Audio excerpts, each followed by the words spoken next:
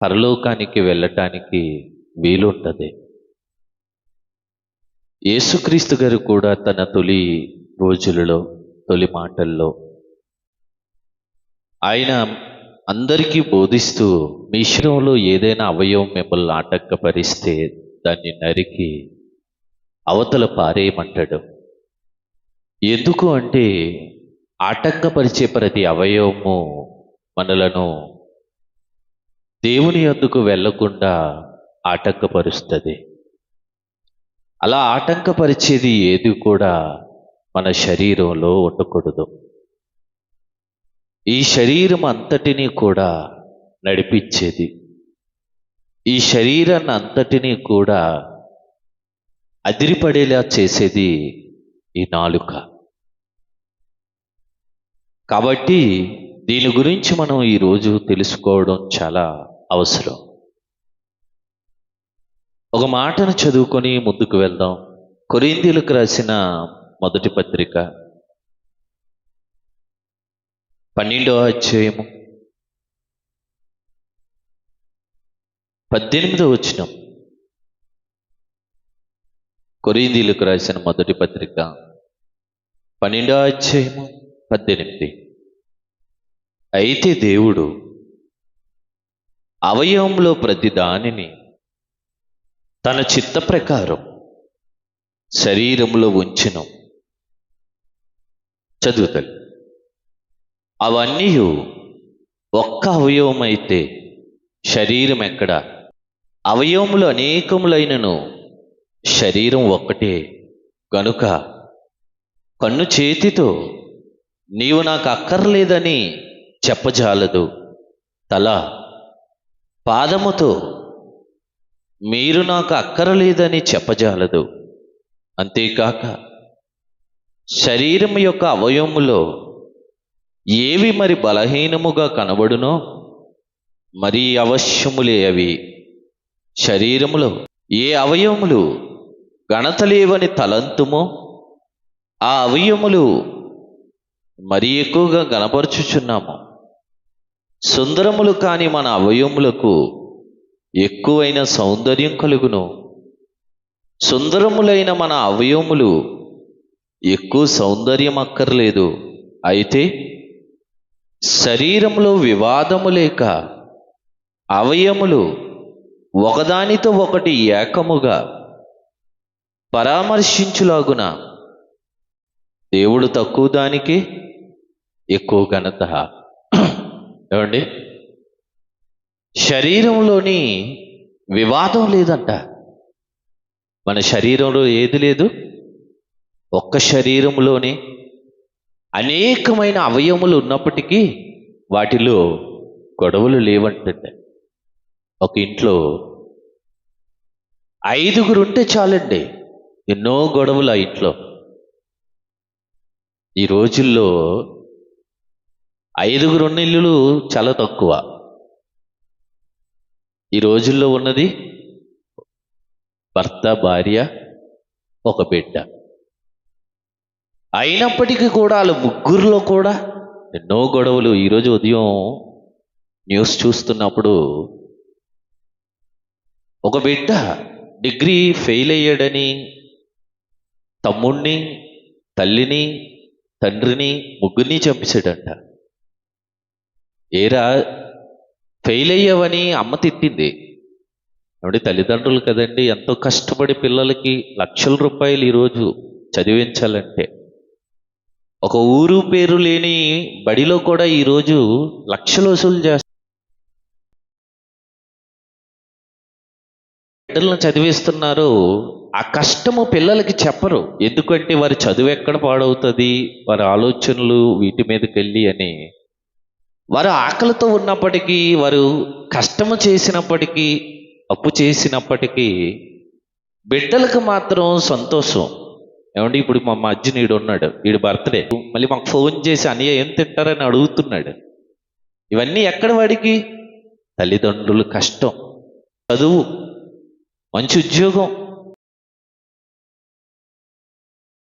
పిల్లలకి తల్లి అడిగింది, ఏరా డిగ్రీ ఎందుకు పాస్ అవ్వలేదని అడిగినందుకు అది కోపం పెట్టుకొని తల్లిని, తమ్ముణ్ణి, తండ్రిని చంపేసి మూట కట్టి ఫోటో తీసి పెద్దమ్మకు పంపించాడంట. పెద్దమ్మకి. ఎంత దారుణం అంటే, ఈరోజునండి ఉదయం న్యూస్ చూస్తున్నప్పుడు టీవీ9లో న్యూస్ చూపిస్తున్నారు. పరిస్థితి ఎలా ఉంది? వివాదము. ఒక ఇళ్లలో కూడా ఈరోజు సంతోషం లేదు, ఎన్నో వివాదాలు. కానీ ఒక శరీరములో మాత్రం అనేకమైన అవయవములు. ఏమండి, 206 ఎముకలు, 600 కండరాలు ఈ శరీరంలో ఉంటాయి. కానీ వాటి మధ్య గొడవ ఉండదు. ఈ చేతికి ఈ చేతికి ఎప్పుడు కొట్టేసుకోలేదండి. నువ్వు నిద్రలో ఇచ్చినప్పుడు ఈ 2 కొట్టేసుకున్నావు ఎప్పుడైనా? నువ్వు ఆపేవా? లేదండి. చక్కగా ఈ చేతికి దొరదొచ్చిన ఈ చెయ్యి గోకుతుంది, కాళ్ళకు దొరదొచ్చిన చెయ్యి గోకుతుంది, తలకి నొప్పి వస్తే మద్దన చేస్తుంది. ఈ శరీరంలో గొడవలు ఉండవు. దేవుడు అదే చెప్తున్నాడు.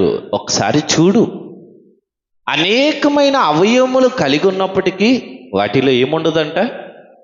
వివాదము లేదు. వాటిలో వివాదం ఉండదు. కలిసి ఉంటాయి. కానీ ఎంతటి శరీరమును ఉలిక్కి చేసేది, అదిరింప చేసేది ఒకటి ఉంది శరీరంలో. అది కనిపించని అతి చిన్న అవయవముల్లో ఒకటైన నాలుక. దీని ద్వారా నీ జీవితం స్వర్గమా నరకమా అనేది ముడిపడి ఉంది. ఈ అవయవాలను అదిరిపడి చేసేది కూడా ఈ శరీరంలో ఈ నాలుక. దాన్ని చాలా జాగ్రత్తగా మనం కాయాలండి. లేదా ఈ శరీరం అంతటిని కూడా అదిరింప చేస్తుందంట. నిజం. దేవుడు ఒక మాట చెప్తూ సామెతల గ్రంథం 18వ అధ్యాయం 21. ఏమంటే అందరూ తీయండి, అందరూ. సామెతల గ్రంథం 18వ అధ్యాయము 21వ మాట. జీవమరణములు దేని వశం అంటండి? నాలుక వశం. జీవమా మరణమా, ఈ రెండు కూడా దేని వశమంట? నాలుక వశం. నాకు తెలీదు. అందుకే ఎన్ని మాట్లాడేస్తామో, ఎన్ని అనేస్తామో. కానీ నువ్వు జీవమా నీకు మరణమా అన్నది ఈ చిన్న అవయవముతో ముడిపడి ఉంది. దేని వశమంట? దేవుడు చెప్తున్నాడు, జీవ మరణములు నాలుక వశం. దాని యందు ప్రీతిపడువారు దాని ఫలము తింటారండి. దాని యందు ప్రీతిపడి దానిని విచ్చలవిడిగా వదిలేస్తారు. చూసావా? దాని ఫలము తినే రోజు నీకు ఒక రోజు ఉంది. మంచి ఫలము కాదు. ఎందుకంటే జీవ మరణములు దేని వశమంట? నాలుక వశం అండి. నాలుక వశం. పెద్దలు అంటారు, రే నోరు మంచిదైతే ఊరు మంచిదిరా అంటారు. అంటే నువ్వు నోటిని మంచిగా కాపాడుకున్నావు అనుకో, ఊరంతా నీతో మంచిగా ఉంటారు. నువ్వు ఎవరితో పడితే గొడవ పెట్టేసుకున్నావు అనుకో, ఎవరైనా మనకు తోడుగా ఉంటారా? మా వీధిలో ఒకడు ఉంటాడు, ఆడితే ఎవడో స్నేహం చేయడు. ఎందుకంటే వెళ్ళి వచ్చి పోయినోడితో గొడవ పడుతుంటాడు. నాలుక ఉంది కదా అనుకొని అరుస్తుంటాడు. నీ నోటి ఫలము చేత దాని యందు ప్రీతి పడివారంట దాని ఫలము తింటారంటండి. దాని ఫలము దాని ఫలం. అందుకే మాటలు ఎలా ఉండాలి? కొద్దిగా ఉండాలి, చాలా కొద్దిగా ఉండాలండి. చాలాసార్లు తల్లిదండ్రులు అంటుంటారండి, ఎవరు ఈ నోటితో బతికేస్తాడరా అంటారు. విన్నారు ఎప్పుడైనా? ఒరి ఈ నోటితో బతికేస్తాడంటే అర్థం ఏంటి? ఏది పడితే తినేస్తాడని కాదు, మాటలతో బతికేస్తాడని. కొంతమంది ఉంటారండి, మాటలతో బతికేస్తారు. వాళ్ళు ఏదో మాట్లాడేసి ఏదోలాగా లాగేసి తెచ్చేసుకుంటారు. మాటకారులు అంటారు వాళ్ళని. మాటలతో బతికేస్తారు మాట. నోటి ఫలము చేత కూడా ఈ చిన్న అవయవం అయితే దాని వలన దాని ఫలము తింటామంట. దానికి ఏది లింక్ ఉంది? జీవ మరణములు నాలుక వశం. కాబట్టి నాలుకను చాలా జాగ్రత్తగా నువ్వు కాయాలి. నువ్వు వదిలేసావు అనుకో, అది ఏమైపోతుంది? మరణానికి తీసుకెళ్ళిపోద్ది. కాచావు అనుకో, జీవమునకు తీసుకెళ్తుంది. అందుకే నీ మాటలు చాలా జాగ్రత్తగా ఉండాలి. ఏది పడితే అది మాట్లాడకూడదండి. జ్ఞానులు చూడండి, ఏది పడితే అది మాట్లాడరండి, చాలా సైలెంట్గా ఉంటారు. నువ్వు అనుకుంటావు ఈడేటి మోగోడా అని. ఆడు మోగోడు కాదు, చాలా తెలివైనడు. ఏమండి, అన్నీ ఉన్నదంట ఎగిరెగిరి పడుతుంది అంటారు పెద్దలు. ఏమీ లేనిది కూర్చొని నెమ్మదిగా ఉంటుంది. ఏమండి, ఊరకనే లేనోడు మాత్రం ఊరకనే మాట్లాడేస్తుంటాడు. కానీ జ్ఞాని ఎలాగుంటాడు? నెమ్మదిగా సైలెంట్గా ఉంటాడు. ఎవరితో మాట్లాడు, ఏ గొడవలాడు, ఈ తిరగడండి, సైలెంట్గా ఉంటాడు, చదువుకున్నాడు. ఏడు జ్ఞాని ఎలా ఉంటాడు అంటే నాలుకను భద్రంగా కాపాడుకోవాలి, లేదా జీవ మరణములంట దాని వశములో ఉన్నాయి అంటున్నాడు. దాని వశములో ఈ శరీరంలో ఉన్న ఆత్మను, శరీరమును నరకంలో పడేయాలంటే దేని చేతిలో ఉంది? నాలుక చేతిలో. కాబట్టి దాన్ని జాగ్రత్తగా వాడాలి. అందుకే మత్తయి సువార్తలో ఒక మాట ఉంటుందండి, 12వ అధ్యాయము ఏమండి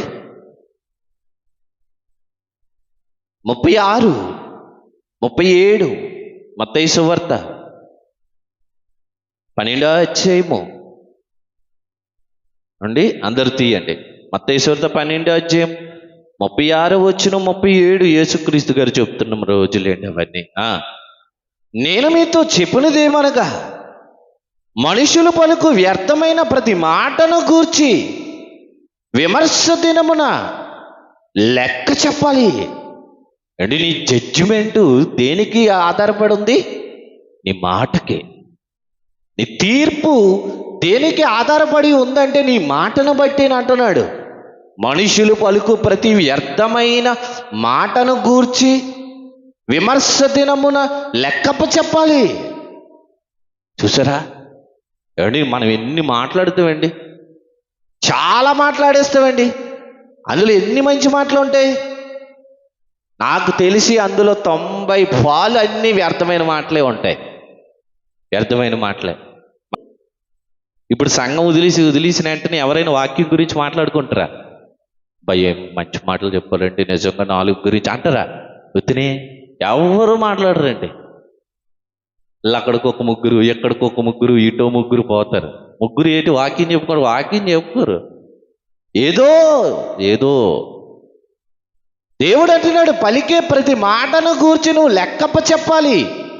ఏ మాట? వ్యర్థమైన ప్రతి మాటను బట్టి నీకు తీర్పు ఉన్నది అన్నాడు. ఏమండి, వద్దండి తీర్పు. ఒకరోజు కయ్యని అడిగాడు, ఏడిరా నీ తమ్ముడు ఏడి అని అడిగినందుకు కయ్యను ఏమన్నాడు? నేను నా తమ్మునికి కావలి వాడినా అన్నాడు.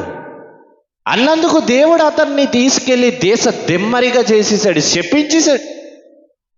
వ్యర్థమైన ప్రతి మాటకు నువ్వు అనుభవించాలి. ఒకరోజు మోసే మాట్లాడుతుంటే ఫరో అంటున్నాడు, యెహోవా ఎవడు పట్టుకెళ్ళి ఎర్ర సముద్రంలో ముంచేశాడు. ప్రతి మాటకు, వ్యర్థమైన ప్రతి మాటను అనుభవించాలి నువ్వు. కాబట్టి నీ మాటలు ఎలా ఉండాలి? కొద్దిగా ఉండాలి. ఎందుకంటే పలుకబడిన అనేకమైన మాటల్లో నిరర్థకమైన మాటలే చాలా ఉంటాయి. ఎందుకంటే నీ మాటలు బట్టి నీకు తీర్పు. జీవ మరణములో నాలుక వశం. కాబట్టి ఏ మాటలు పడితే ఆ మాటలు మాట్లాడేకంటారా? ఏమండి, మాట్లాడకూడదు. నాలుకను ఎంత అదుపులో చేసుకుంటే అంత మంచిదండి. చాలామంది సైలెంట్గా ఉండి అంటుంటారు, అప్పుడప్పుడు వీళ్ళు నెమ్మదిగా ఉండి సాధిస్తారండి అంటారు.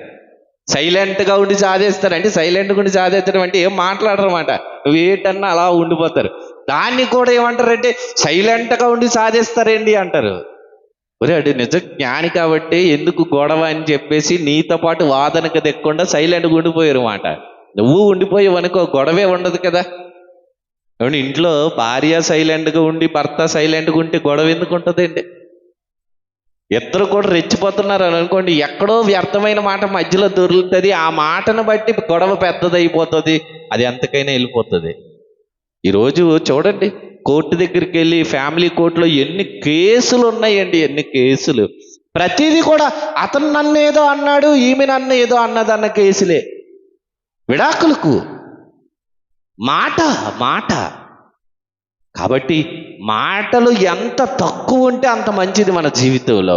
గొడవలు ఉండవు, ఏమండి, ఇబ్బందులు ఉండవు. తీర్పు దినాన దేవుడు నిన్ను అడిగే రోజు కూడా రాదు.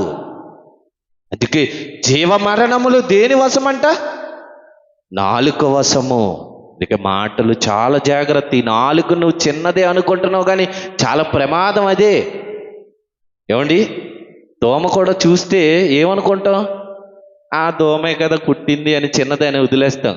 కానీ ఈ దోమే ప్రపంచంలో అలెగ్జాండర్ని చంపేసింది తెలుసా? అలెగ్జాండర్ని ఎవరు చంపేశారు? ప్రపంచాన్ని జయించేశాడండి. అన్ని దేశాలను, అందరి రాజులను జయించేశాడు. కానీ అందరినీ జయించిన అలెగ్జాండర్ని చంపేసింది ఏదో తెలుసా? ఒక దోమ. అనుకున్నాడు దోమ కుట్టినప్పుడు చిన్నదే కదా అనుకున్నాడు. కానీ చిన్నది ఎక్కడికి తీసుకెళ్ళింది? చావుకు తీసుకెళ్ళిపోయింది. నువ్వు కూడా నాలిక చిన్నదే అనుకుంటున్నావు, కానీ ఎక్కడికి తీసుకెళ్ళిపోద్దు తెలుసా? చావుకే. కాబట్టి చాలా జాగ్రత్త. దేవుడు అందుకే అంటున్నాడు మాట, చాలా జాగ్రత్త. చూడండి మరో మాట, ప్రసంగి గ్రంథము 5వ అధ్యాయము 2వ వచనం. ప్రసంగి గ్రంథము 5వ అధ్యాయం 2.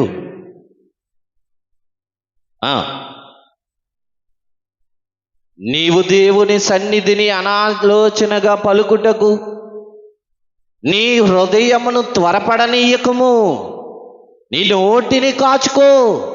ఎవడి దేన్ని కాచుకోవాలంట? ఎవరైనా కాస్తారా? దీనికి ఎవరైనా అడ్డు పెడతారా? ఎవడి నోటిని ఎవరైనా కాస్తారండి?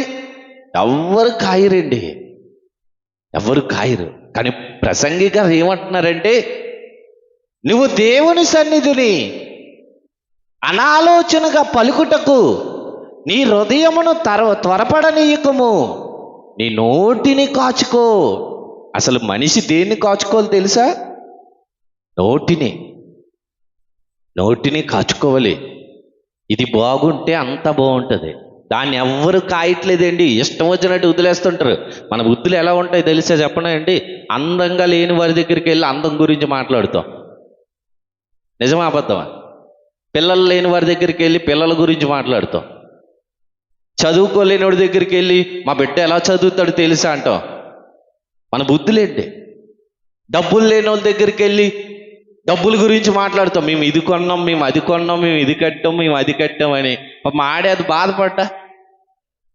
మన బుద్ధులు ఎలాగుంటాయి అంటే, లేని వారి దగ్గరికి వెళ్ళి ఉన్నదని మన గొప్పలు చెప్పుకుంటామన్నమాట. నీ నోటిని కాచుకో అంటున్నాడు. ఎక్కడ ఎలా మాట్లాడాలో తెలుసుకో. ఇష్టం వచ్చినట్టు నీకు ఉంది కదా అని మాట్లాడేకు. నోటిని కాచుకో. నీ మాట వల్ల వాళ్ళ హృదయం గాయపడవచ్చు కదా, నీ మాటల వల్ల మనిషి బాధపడవచ్చు కదా. ఏమండి, నీ మాటల వల్ల వాళ్ళ హృదయము బాగా దుఃఖంలోకి వెళ్ళిపోవచ్చు కదా. నీ నోటిని కాచుకో. నోటిని దేవుడు చెప్తున్నాడు, చదువుతల్ల మాట, నువ్వు దేవుని సన్నిధిని అనాలోచనగా పలుకుటకు నీ హృదయమును త్వరపడనీయకుము, నీ నోటిని కాచుకో. ఎందుకంటే ఆయన ఆకాశం నుంచి నువ్వు మాట్లాడే ప్రతి మాటను వింటున్నాడు. ఇదేం మాట్లాడుతుంది, వీడు ఏం మాట్లాడుతున్నాడు మనం అనుకోవచ్చండి. కానీ దేవుడు ఆకాశము నుంచి చూస్తున్నాడంట. ఎందుకంటే నాలుకో వశము జీవ మరణములు ఉన్నాయి. ఏది పడితే అది మాట్లాడకూడదండి. నాలుకను చాలా కాయాలి. ఇది ఎక్కడికి వెళ్ళిపోతుందో చూడాలి. మాటలు ఒక్కొక్కరు మాటలు హద్దులు దాటిపోతుంటాయండి. చాలా పీక్స్కి వెళ్ళిపోతుంటారు. దానివల్ల చాలా ప్రమాదం అండి. కాయాలి. ఒక కుక్కను కాస్తావే, నీ ఇంట్లో నీ భర్తను కాస్తావే, నీ భార్యను కాస్తావే, నీ పిల్లలను కాస్తావే. ఇది కాదు కాయాల్సింది, నాలుకను కాయాలి. నువ్వు కాయాల్సింది నాలుకని. ఎందుకంటే దానికి జీవ మరణములు లింక్ అయి ఉన్నాయంట, ముడిపడి ఉన్నాయి. దేవుడు విస్తరించి వ్యర్థమైన మాటలు వద్దు అన్నాడు. వద్దు, కొద్దిగా ఏమైనా మాట్లాడారు అనుకోండి, అదే మాట్లాడండి. నీ మాటలు కొద్దిగా ఉండాలి. ఏదైనా అడిగారు అనుకోండి, అదే ఆన్సర్ చెప్పండి. కొంతమంది ఉంటారండి, అడిగిన దానికి చెప్పరండి, అడగనిది ఏదో చెప్తారండి. ఏటో మరి నీకు ఏది అడిగారో అదే మాట్లాడు, ఏది ఉందో అదే మాట్లాడి చెప్పు, అదే ఆన్సర్ ఇవ్వు, అంతే తప్ప మిగతావు వద్దు. అవసరమైనప్పుడు అది మాట్లాడాలి, అనవసరమైనప్పుడు దాని గురించి ఎందుకు వద్దు. దేవుడు అంటున్నాడు, నాలుక వశము, నాలుక వశం, జీవ మరణములు. నీ జీవమా మరణమా నీ జీవితం అనేది నీ నాలుక వశమే. జాగ్రత్త, దానిని మాత్రం చాలా జాగ్రత్త. ఏమండి, మొన్న నా మీద కంప్లైంట్ ఇచ్చారు ఒకరు. నేనేం అనలేదండి. నేనేమన్నానంటే, ఒకసారి నీ గురించి నువ్వు ఆలోచించుకోమ్మా అన్నందుకు నా మీద కంప్లైంట్ ఇచ్చేసారు స్టేషన్కి. పోలీసుడు పిలిచాడు అండి, నా నెంబర్ ఎవరి దగ్గర ఉండదు కదండి, మా అన్నయ్యకి కాల్ చేశారు, నన్ను పిలిచారు. వెళ్ళే పోలీసు గారు, నువ్వు అన్నావేంటి అన్నారు. నేనేం అనలేదండి, నాకా బూతులే రావండి బాబు. ఏమన్నావు బాబు అని. ఏమంటే ఆవిడని ఒక్కసారి ఆలోచించుకోమన్నానండి. నువ్వు అందరితో గొడవ పడుతున్నావు, రేపనే రోజున నీ వెనకతలు ఎవరు ఉంటారమ్మా అని అన్నందుకు ఆవిడ పరువు తీసానంట, అందుకు నా మీద కంప్లైంట్ ఇచ్చారండి అన్నాను.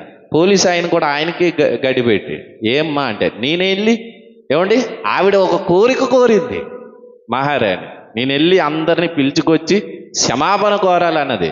ఓ అన్నాను, వెళ్ళి కోర్టు కేసుకో కేసు. అన్నయ్య అన్నారు, కోర్టు కేసే, కోర్టులో తేల్చుకుందాం అన్నాడు. దెబ్బకి క్షమాపణ కోరకుండానే కేసు రిటర్న్ తీసుకుంది. ఎలాగున్నారండి జనాలు.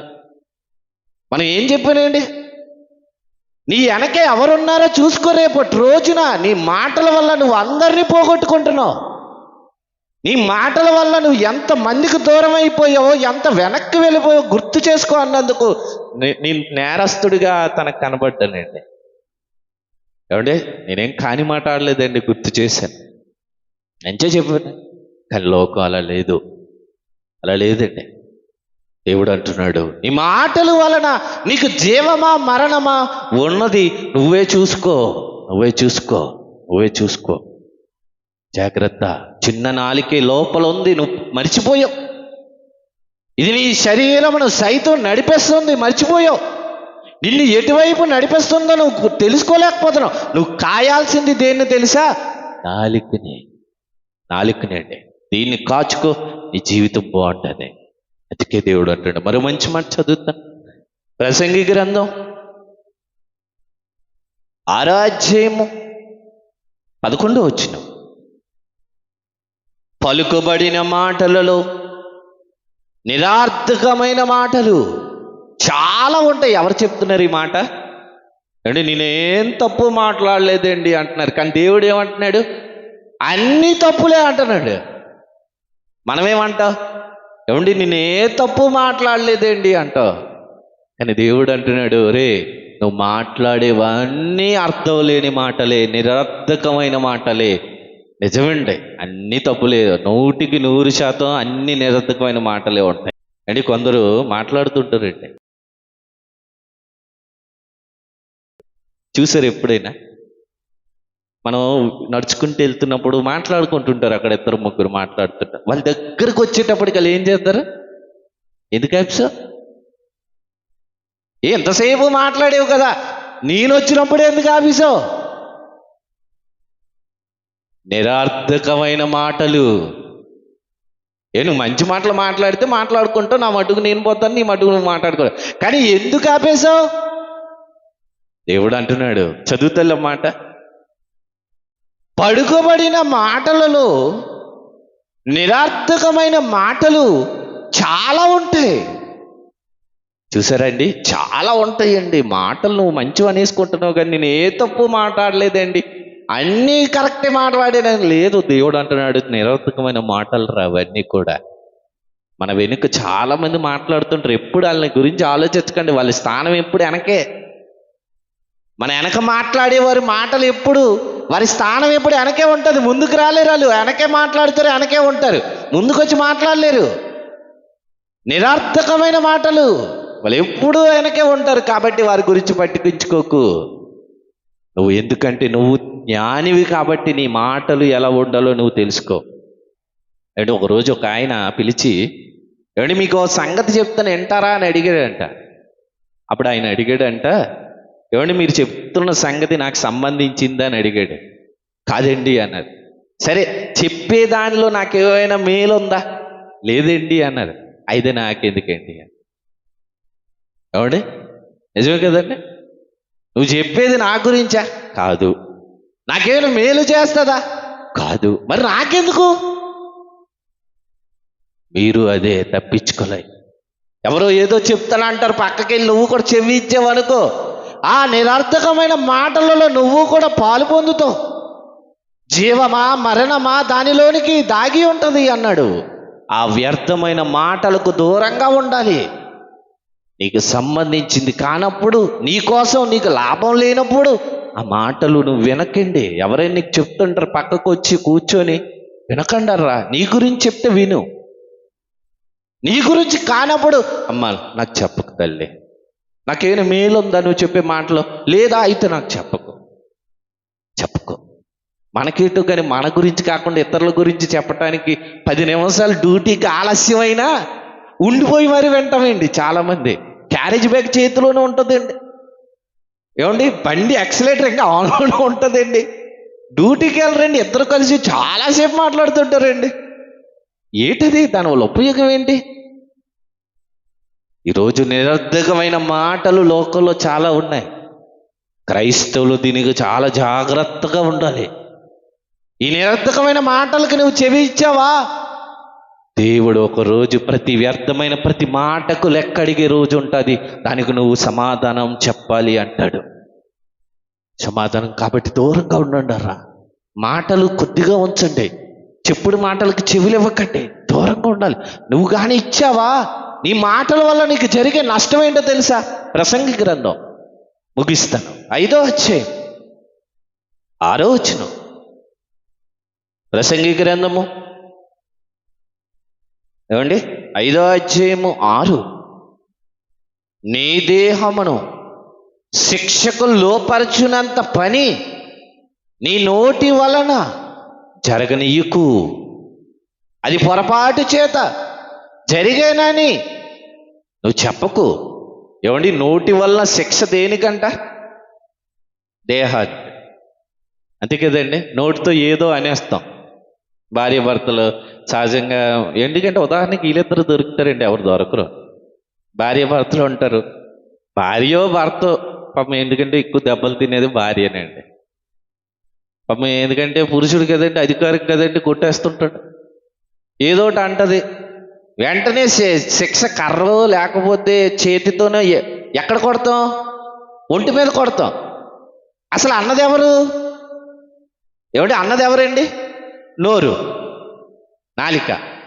శిక్ష దేనికి వేసాం? వీపు మీద వేసాం. అసలు దేని మీద వేయాలి? ఏమిటి, బెత్తం తీసి నాలికని చాపే. ఈసారి ఎవరైనా ఏదైనా అన్నారనుకోండి, నాలికని ఇలా లాగి దాని మీద కొట్టాలి. అన్నది కాబట్టి దెబ్బతిన్నది. కానీ శిక్ష దేనికి వేస్తాం? నోటితో అన్న మాటకి వీపు మీద కొడతాం, బొగ్గు మీద కొడతాం, ఏంటి ఒంటి మీద కొడతాం దెబ్బలు. చూసారా? నీ దేహమునకు శిక్షకు లోపరచునంత పని దేనివల్ల జరగనీయకు అంటున్నాడు. నోటి వలన. ఒరే, నాలిక అనేసింది కానీ తప్పించేసుకుంది, కానీ శిక్ష దేనికి పడ్డది? దేహమునకు. జాగ్రత్త. ఎక్కడ ఈ శిక్ష కావచ్చు, అక్కడికి వెళ్ళిన ఆత్మకు శిక్ష కూడా ఇక్కడ దేని వల్ల జరుగుతుందంట? నాలిక వల్లేండి. కాబట్టి నాలిక భద్రం. ఏది పడితే అది మాట్లాడకండి. మాటలు కొద్దిగా ఉండండి. అన్యులకు దూరంగా ఉండండి. ఏమంటే చెప్పుడు మాటలు మాట్లాడే వరకు మీకు తెలుస్తుంది, వాళ్ళకి దూరంగా ఉండండి. ఎందుకంటే వాళ్ళు ఏదో అంటారు, వాళ్ళకి సమాధానం మనము ఇవ్వాలి. ఆ మాట వ్యర్థమైన మాట మనము మాట్లాడేసి శిక్షకు లోపరిచినంత పని నోటి వల్ల జరిగించి దేవుని తీర్పుకు దగ్గరగా వెళ్ళిపోతాం ప్రియమైన వాళ్ళారా. కాబట్టి నోటి వల్ల ఏది జరగనివ్వకుండా చూడండి. ఎందుకంటే దేహమును శిక్షకు లోపరిచినంత పని దేని వల్ల జరుగుతుందంట? నోటి వల్ల అండి. చాలా మంది మాట్లాడతారండి, చాలా బాధేస్తుంటుందండి. ఒక్కొక్కసారి ఎంత మాట పడితే అంత మాట్లాడుతుంటారండి. ఎంత మాట పడుతుంటే చాలా బాధేస్తుంటుంది. అయినా సరే మనము వారికి దూరంగా ఉండాలి. ఎందుకంటే చాలా మంది దేనిని పదును పెడతారంట. కీర్తన గ్రంథం 64 అధ్యాయం ముగిస్తాను, 3వ వచనం చదవండి. ఒకడు కత్తికి కీర్తన గ్రంథం 64:3 ఒకడు కత్తికి పదును పెట్టినట్లు నాలికను పదును పెడతారంటండి. దేనిని పదును పెట్టంట? కత్తికి పదును పెడుతుంటారు. కంసాలి వాడు కత్తిని బాగా కాల్చి పదును పెడుతుంటాడు. కానీ ఈరోజు మనుషులు దేనితో పదును పెడుతున్నారు? నాలికతో. నాలికను పదును పెడతారంట. అప్పుడప్పుడు జోక్గా అంటుంటారు, ఒకప్పుడు నిప్పుని రాళ్ళతో వెలిగించేవారు. మీకు తెలుసా? ఆది రోజుల్లో నిప్పుని దేనితో వెలిగించేవారండి? రాయి రఫ్ఫాడిస్తే అగ్గి పుట్టేది, దాని నుంచి నిప్పు పుట్టేది. రాయి రెండు బాగాన రప్పాడితే అప్పుడు నిప్పు పుట్టేదండి. కానీ ఈరోజు మనుషులు నాలికతోనే నిప్పులు పుట్టించేదంటారు. ఎవరో ఒకరు జీవితంలోకి వెళ్తారు, నాలికతోని ఏదో ఒకటి అంటారు, వాళ్ళ ఇంట్లో నిప్పు పుట్టించేస్తారు. ఈరోజు మనుషుల మాటలు నాలుగుతో తగలపెట్టేవి చాలా ఉన్నాయి.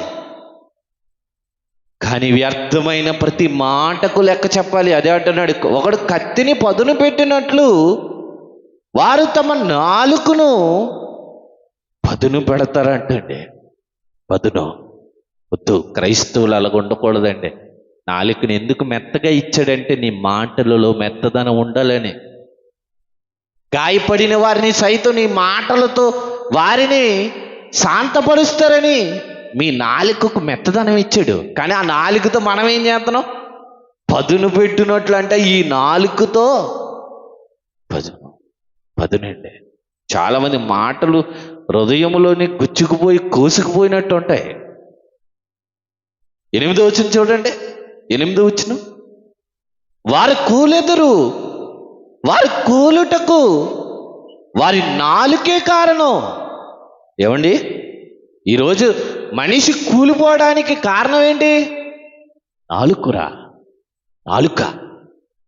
అందుకే అంటారు, ఊరు మంచిదైతే నోరు మంచిదైతే ఊరు మంచిదని పెద్దలు ఎందుకు అంటారంటే, నువ్వు కూలిపోకుండా ఉండాలి అంటే నువ్వు దేనిని అదుపులో పెట్టుకోవాలి? నాలుక అండి. ఇది ఒక్క దేనికి తెలుసా వాడాలి? దేనికి వాడాలి తెలుసా? కీర్తన గ్రంథం 47:6 7 దీన్ని దేనికి వాడాలి? కీర్తన గ్రంథం 47:6 దేవుని కీర్తించుడి, మన రాజును కీర్తించుడి.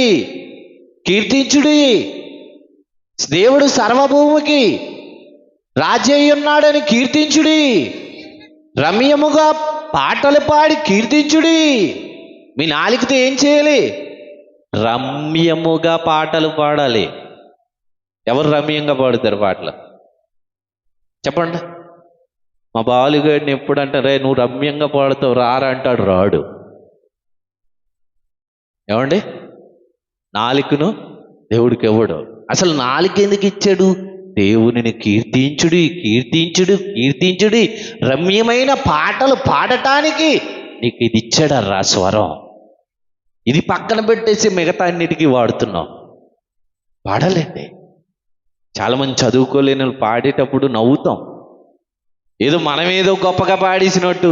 నిజంగా వాళ్ళకి చదువు రాకపోయినా ధైర్యం చేసి ఇక్కడికి వచ్చి మైక్ తీసుకొని మంచి పాటలు పాడుతున్నారు అంటే నిజంగా.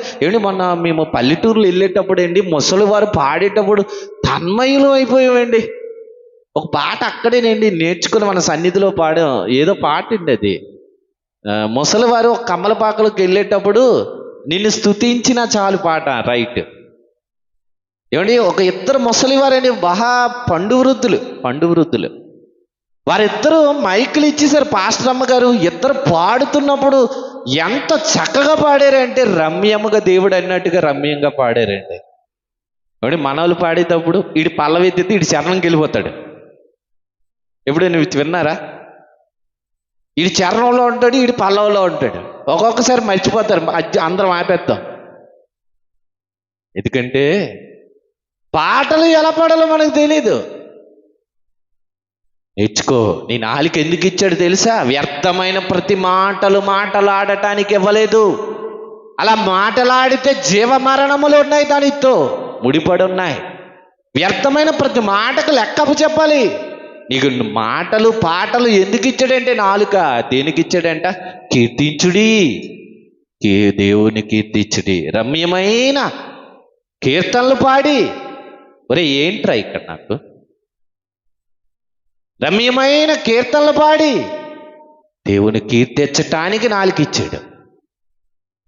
పాడాలండి, అందరం పాడాలండి. పాస్టర్ గారు పాడుతారు. శుక్రవారం పూట ఎవరు పాడుతున్నారని అడిగాను. పాస్టర్ ఏమండి, డాడీకి చాలా ఇష్టమండి పాటలు. డాడీకి అలాగే నేర్చుకున్నామండి. మా గొంతులు బాగోవండి, నిజంగా పాడితే నవ్వుతుంటారు. ఒకసారి మా పెద్ద కూతురు నవ్వుతుంది, అక్షయ్ పాడేవా అని. మరి ఏం చేస్తాం? నువ్వు చక్కటి గొంతులతో మీరు పాడాలి. మీరు ఎవరు పాడకపోతే లక్ష్మీవారం ఎవరు పాడుతాం? ఏమో పాడతాం. మా సరూపు గడితే కూడా గొంతుకు గట్టిగా వస్తుంది, అయినా ఆడెత్తేస్తాడు మైకు. సాల్మాన్ గడి కూడా మా అన్నయ్య ఆశ్చర్యపోయాడు, ఒరే ఏట్రా స్వరం అని. ఇంటి దగ్గర బాగా నేర్చుకొని రారా అంటున్నాడు. ఎందుకంటే వీళ్ళు గొంతులు ఈ ఫోన్లో మాట్లాడి అరక తీసేశారు. దేని మీద అంట? ఒకడు కత్తిని పదును పెట్టినట్లు వీళ్ళు లోకానికి పదునెట్టేశారు నాలికను. ఇంకా దేవునికి ఎక్కడండి? నీ నాలికను దేవునికి పదును పెట్టి చక్కగా గొంతులో ఉన్న ప్రతి ఒక్కరు గట్టిగా దేవునిని కీర్తించుడి, కీర్తించుడి, కీర్తించుడి అంటున్నాడు. ఆ మాటలో పాడాలంటే మన రాజు అయిన సర్వభూమికి రాజు అయి ఉన్నాడని నువ్వు కీర్తించాలి. అందుకు నోర్లు గట్టిగా ఎత్తి పాడాలి.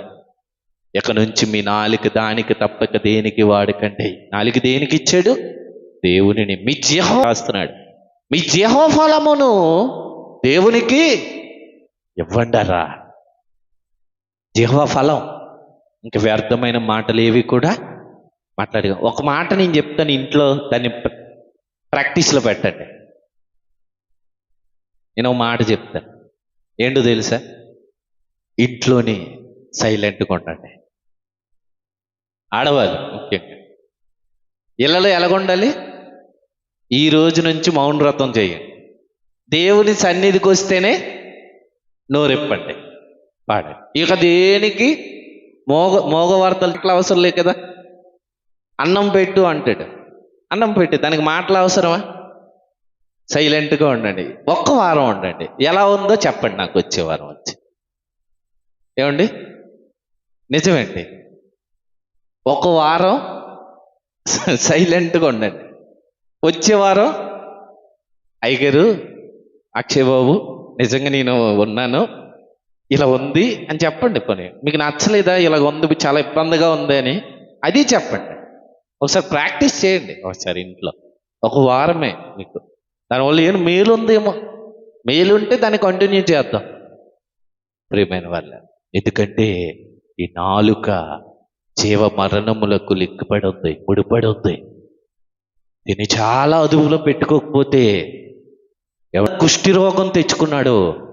అననీయ సపీరే ఎలా అయితే అబద్ధం చెప్పి ఉన్నపాటునే ప్రాణములు విడిచారు, అలాంటి స్థితి ఈరోజు ఈ నాలుకకు దేవుడు లింక్ చేశాడు. ఎందుకంటే జీవ మరణములు నాలుక వశం. ఈరోజు లోకమంతా కత్తిని పదును పెట్టినట్లు నాలుకను పదును పెడుతున్నారంట.